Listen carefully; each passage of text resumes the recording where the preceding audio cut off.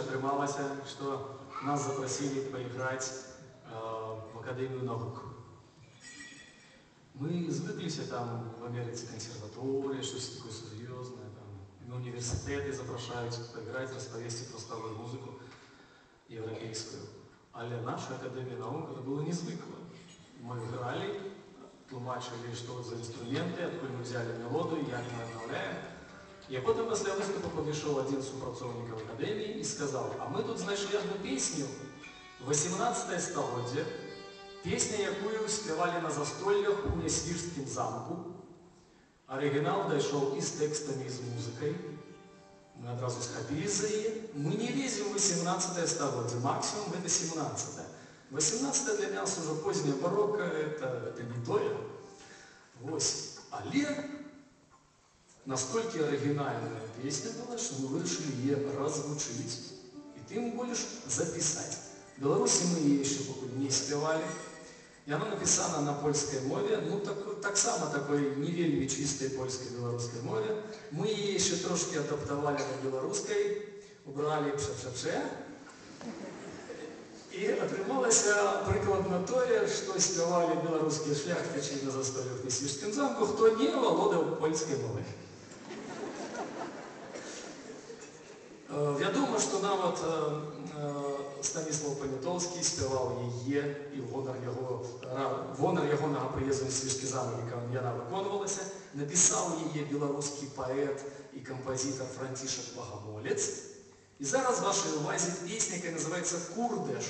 Курдэш – гэта па-старабеларуску, старапольскую, гэта прыяцель, блізкі сябра, з которым ты можаш нават, як называлі, грукнуць келіхамі.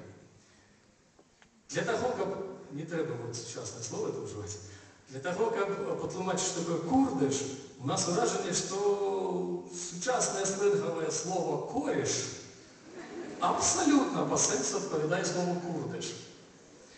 Итак, в вашей увазе вот эта реставрация, упершыню мы в Беларуси сыграем, але диск мы ее записали под такой стародавний инструмент, как коловая лира. Зарисовался.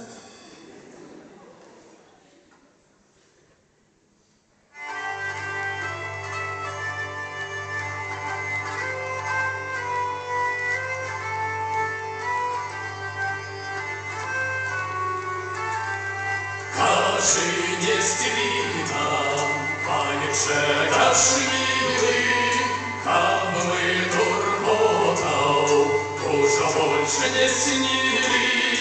Ай, Аннулька, тут засядет с нами, курдеш, курдеш, как курдешами.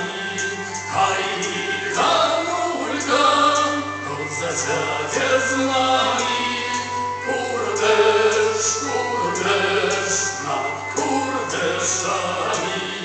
Як так рано.